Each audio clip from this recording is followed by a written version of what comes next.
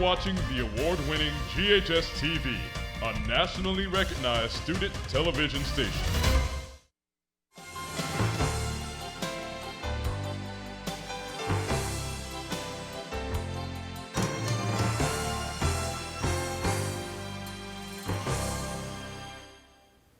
Welcome to Let's Talk Business. My name is Kelly Bolton, and thank you for tuning in as we have the distinct pleasure of hosting our community's foremost leaders, entrepreneurs, and civic heroes. We're thrilled today to have Richard Shaw as our guest. Richard is Director of Development at the amazing Youth Villages founded in our community. This organization is not only empowering and giving hope to children and young adults in the Mid-South, but they are also changing lives across the country. As a leader in the field of children's mental and behavioral health, Youth Villages earns its status as one of the nation's most promising results-oriented nonprofits, as recognized by Harvard Business School, U.S. News World Report, and the White House. So, without further ado, please join me as I welcome Richard Shaw via remote access so he can share more about Youth Villages and how we can help in its mission. Richard, thank you for joining us. Thank you for having me. Well, we appreciate it, and as we were talking before the show, I'm sitting in my mask, and you are remote on a television set, and I'm surrounded by wonderful students here, all in mask, observing the pandemic. So, thank you for being here in this more unique setting. And before we get started, why don't you tell our viewers where you graduated high school? I'm an alum. I'm a Red Devil, tried and true. I actually was only there for 2 years, but I am a proud graduate of Germantown High School. That is wonderful. Well, it's a special treat for the students to be able to film on a guest like you, so that's wonderful. Well, let's talk a little bit about Youth Villages. I mean, Youth Villages has been in our community forever, and I know for a while it was kind of more known as maybe a residential type facility. Tell me a little bit about what Youth Villages is doing now, and is it really just residential? No, so I think we started, our roots are in residential, and that's kind of the models that were happening back in the 70s and 80s, is that kids would have troubles in their community and in the home, and they would be removed from their family, and they'd go someplace where it was safe and they could get some care and some support and whatever they needed. And I think a lot of people in this industry felt like if you removed a child from an environment, put them somewhere and fixed them, they would go back home and things would be better. But it's interesting, and that's what Youth Villages believed. We thought we were in the business of caring for other families' kids, and all the research began to show in the late 80s that wasn't the best way to actually care for young people in our country. And so there were some models that were being developed that basically said, instead of being in the business of raising other people's kids, if you could build strong families that could raise their own kids successfully, you would produce much better outcomes for these kids and much better results. And that really was the change that happened in our organization in the late 80s, was that we realized that there was a much more effective way to care for children and families. And the greatest thing you could do for these kids is to prevent them from ever coming into these systems in the first place. And we really pivoted as an organization and put most of our resources into preventing kids from coming into the system, building strong families, and for those that did need to come in the system, make sure that they were getting the care and support they needed, but they weren't there longer than they needed to be. As nice as our campuses are and our residential facilities are, it's not a place where kids should grow up. Every kid deserves a loving, permanent family, and that's what we're focused on. Well, that's wonderful. And, when you talk about them coming, they are in the facility, and then the goal is to reunite them with their family, I'm assuming. Absolutely. And again, and that's not always possible, but in most cases it is.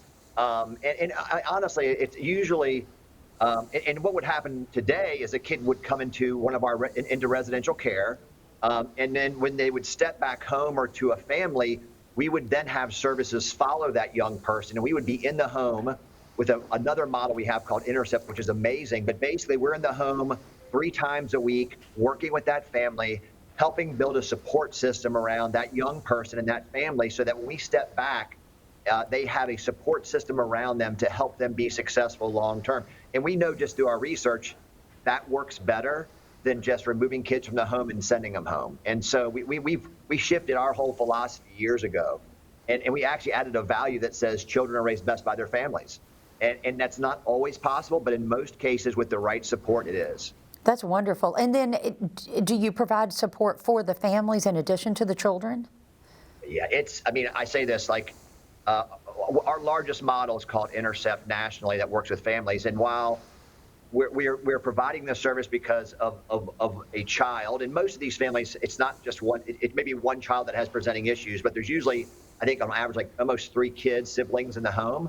But in most cases, we do more work with the families and the parents because ultimately children are a reflection of those around them. And so we really do a lot of work in helping families. And again, even when most families, when their children are removed from their home, they feel beat up, they feel judged, they feel like they're failing to some degree. And so our goal is to really help them build the skills and the resources to parent in a consistent, loving way. And really, most parents love their kids just like you and I do, right? And so it's just, for so many parents, unfortunately, we parent the way we were parented. And so many, we have so many families that's multi-generational poverty and enormous challenges. But what we've learned that these children, these families are so resilient. And with the right amount of resources, the right amount of love and support and care, and all the things we do are really based in science. I mean, there's a lot of research now that wasn't around 30 years ago that says this is how you work with this group of young people or families that are presenting these types of issues. And there's a lot more science to it than there was 30, 40 years ago. Okay, that's interesting. And so as far as number of states, how many states are you running your program in? So we provide, it's interesting, we provide direct services and/or we partner with other organizations in 23 states plus the District of Columbia. Now, another shift that we've made in the last 10 years is that it used to be just us providing services directly through our staff. And now what we've realized is there's a large number of kids, and specifically young adults in our country, that are 18 to 22 that have grown up in these systems and they age out.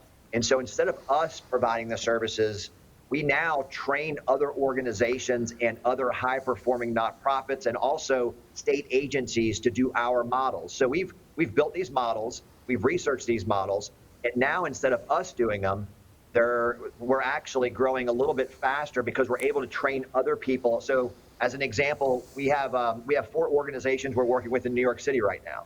Wow. That they're using our models and our evidence and our protocols to help young adults in New York City.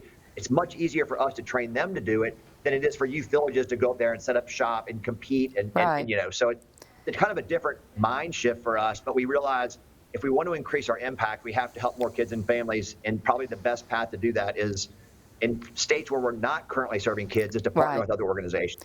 Well, that's great. That's great. Yep. We're going to pause for a short commercial break, so please stick around. Okay, so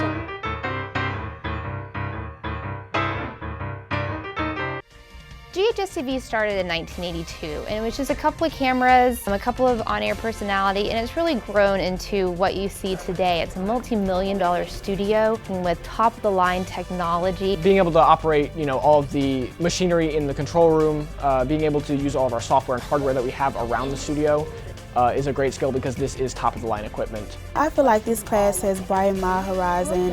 It's something that I never thought I would be doing, especially as a student. GHS-TV is probably one of the most hands-on experiences a student will ever get in their lifetime. Welcome back to Crosstalk. Nothing really has just the vibe that we have here. Especially after you finished, you get a real rush of, wow, I just did that. By the time a student graduates from Germantown High School, they will know pretty much every position there is, from producing to directing to on-air work. You learn time management, you learn organization, you learn how to work with people, how to better communicate with people. We put a lot on them, and they have to be able to have the responsibility and the knowledge to get everything that we ask them. I had very little experience, so in the past 3 years, the skills that I've learned have absolutely exponentially grown. The class has actually helped me figure out that I want to go to college for journalism. When a student graduates, they are the best possible version of themselves that they can be. Thanks for tuning in. We'll see you tomorrow. For more information about the Kappa program, visit ghskappa.com or call 755-7775. You're watching the award-winning GHS-TV, a nationally recognized student television station. Welcome back to Let's Talk Business. If you're just tuning in, I am Kelly Bolton, and today we have the distinct pleasure of talking with Mr. Richard Shaw, Chief Development Officer of Youth Villages, as our guest today, as he shares with us the tremendous work of youth villages in our community and across the country. Richard, thank you so much. I know we were just talking before we took a break about New York, which is just phenomenal. And one thing I'd like to ask you is, what type of children and families do you end up having be a part of youth villages? Is it a troubled child, or is it a child that is not troubled that comes from a home that is unable for a number of reasons to provide adequate care, or is it neglect and abuse? So, I mean, again, it does vary, but I would say on average, it's typically a young person that is in a family unit where there's some type of neglect reported, sometimes abuse, but most, or kids that have some mental health challenges, right? So it does vary. It depends upon the state, but again, like I think we've made the decision years ago that we wanted to care for the kids and the families that no one else could care for. So we do typically take some of the more challenging young people, and I say challenging young people not as a way to label them, but it's just they've been through enormous trauma. Most times, like I said, it's some type of neglect, which is not good and could be considered abuse, but it's not always so dire. I think in society, sometimes people think that it's so dire that these kids need to be removed from their families and never go home. And again, the research shows that that's not what's most healthy for these young people. So it's usually neglect. And again, like with the right services and the right supports, most of these families can prosper. It's just that it's easy. We live in a country where most people don't have savings. Most people, they live paycheck to paycheck, and it can be something as simple as having your utilities turned off, and other things happening where families get overwhelmed and just don't feel like they have the support they need. And like I said, children are a product of their environment, right. And so often we have great services today that I would consider prevention services, so that if we think there's a family that's kind of on the edge of having to come in or having their children come into foster care, we can go into that home, strengthen that family, and prevent the trauma from kids ever having to come into the system in the first place. Right, right. And what about, Richard, I have seen and been involved in situations where parents are hesitant to allow their children to receive care because they fear that they will no longer get government support and aid that they've been getting that come through various sources. If they come to you, or a family does, or is referred to you, does working with youth villages negate the family from the support and aid that they might be provided? No, it really doesn't. I mean, honestly, if you looked at our overall budget, most of our budget is funded through government funding. Now, we raise a lot of money, which really makes the difference in us being able to provide the absolute best services. But that's not the case. I mean, honestly, it's I'll say just the opposite. But most of the young people we're serving are kids that are coming to us, most of whom are coming from living in poverty, and a lot of these services are funded through government sources. So I think that may be a misconception.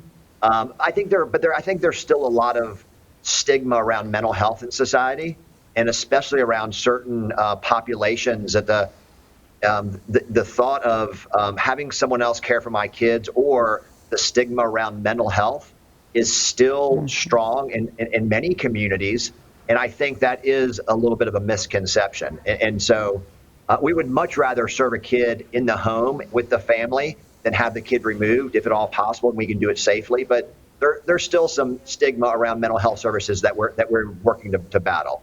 Well, I think that's a wonderful thing, and it seems to be that there's a lot more awareness around that now, and I think that's great. And I know I've known people that have worked for our local governments and that sort of thing in areas to protect child welfare. And I know sometimes they're short-staffed and they do what they can, but there's only so many places they can be at any given time. And so it's nice to know that you actually partner with those organizations to help provide care. And I'm assuming that you might even get referrals at times from. We do. And we do. And the thing is, I mean, again, our first priority is keep kids safe, number one, and it should be. But so often you mention these systems where you have a social worker that has such a high caseload, they really can't provide the level of care and service, and their number one priority is keep kids safe. And so many kids, I would say, get removed from their family when probably they didn't need to had we invested in programs on prevention on the front end.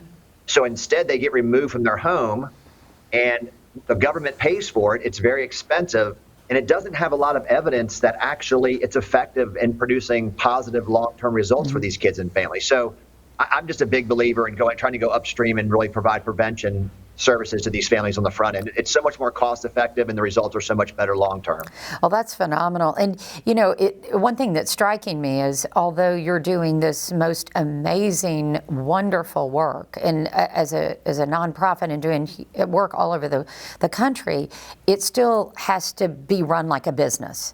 I mean, you have to think where we are today and you have to think about what the landscape is looking like. And I'm sure during COVID, as you know, I sit here in this mask, I'm sure that presented a whole another set of circumstances that was difficult for families with children at home and parents that couldn't get to work. Before we take our next break, what would you say is the number one thing that you have to do as a business to keep this running so that you can continue to provide these services? I always tell people we're the perfect combination of a .org mission and a .com culture. You cannot be great in this nonprofit world dealing with the kids and families that we're committed to caring for unless you really follow some basic business principles. And I could talk to them for days about what those are, but it's not, people have this perception, if you're a nonprofit, you should be run differently. It's all about accountability, getting things done, having strategic plans, hiring the right people, getting them in the right seats. I mean, it's really no different. And I think there's this misconception. And you can't, I mean, when I get up in the morning, this organization that I work at is responsible for 7,500 kids and families across the country every day. We're responsible for their outcomes. And so you can't run an organization with 3,300 employees and, across 24 states and not have a real strong foundation around basic business principles on how to get things done effectively. And everything we do, we measure. I mean, we have 18 full-time people in research. Every young person who comes into our programs, every young person that leaves our programs, we do research at 6, 12, and 24 months to know how they're doing. And this is a really hard field of work. It really is. Our frontline staff have amazingly difficult jobs, even in the best circumstances. And to not have some basic business principles underlying your mission prevents you from having the impact that you would want to have. And so I could go on all day on that, but it is something that I would say differentiates us and allows us to continue to do great work across a wide portion of this country. Well, you're doing great work. We're going to pause for another short break, so please stick around.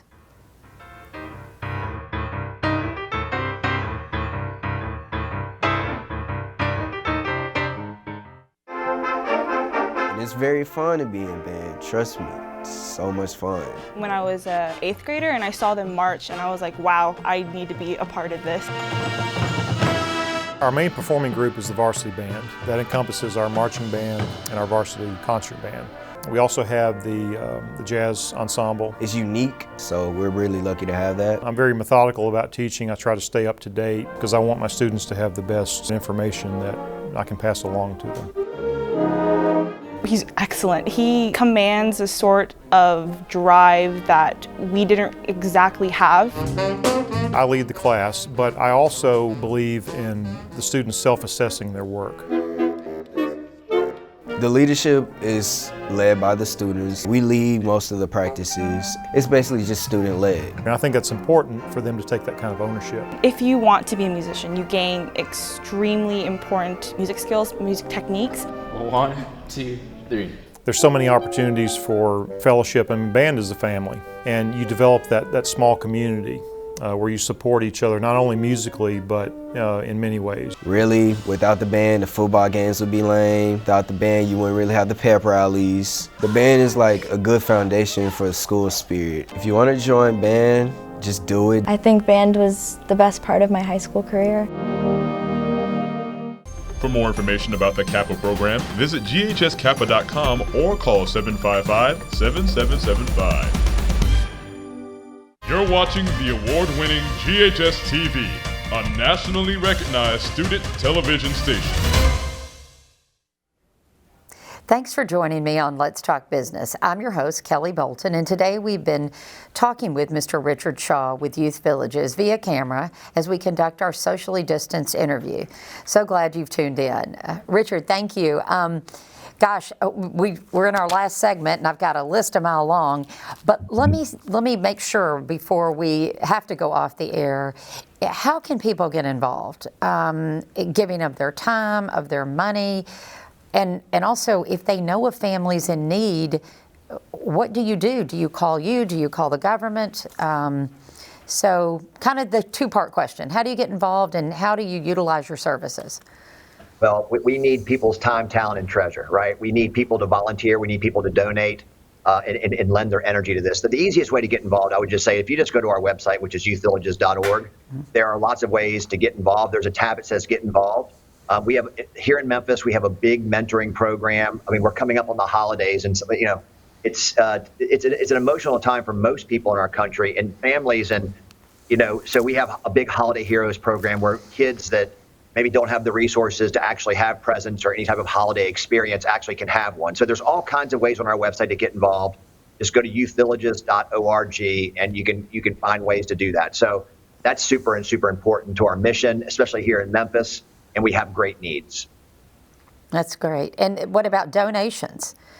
Donations, same thing, youthvillages.org. You can go to Facebook and make a donation to Youth Villages. You can go to our web. The easiest way is to go to our website. And again, there's a big red button that says donate here. And, donations, I mentioned this earlier, donations make the difference between us being a good organization and a great organization.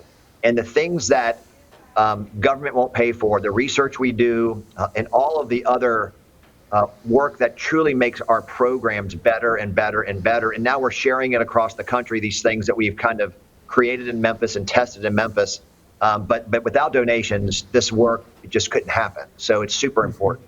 Well, that's great. And then the second part to that question, if someone recognized that there was a family in need or a child in need, should they reach out to you first, or do you call a local government organization?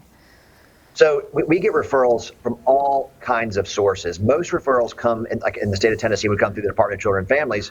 But if you go to our website, you can refer a child. And again, we would do an assessment, and depending upon what the situation is, I mean, it's not just so-and-so's having a hard time, refer them to Youth Villages. But I mean, if there's a child, first of all, if there's a child that is in a dire circumstance, we, as adults, we are responsible for reporting that, right? So it's legally we have to, whether you're a teacher or you just see something happening that is troubling. So again, you can go to our website and it's refer a child, and there's a system in place and a process in place.